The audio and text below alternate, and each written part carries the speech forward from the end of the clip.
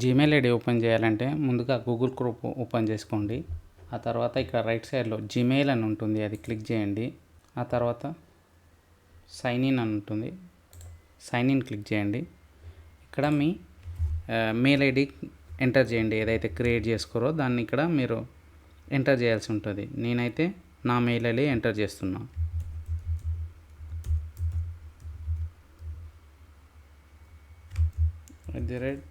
gmail.com ఇట్లాగైతే mail ID enter చేయాల్సి ఉంటుంది.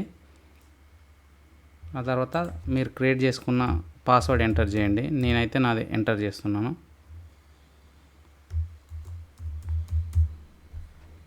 తర్వాత నెక్స్ట్ క్లిక్ చేయండి.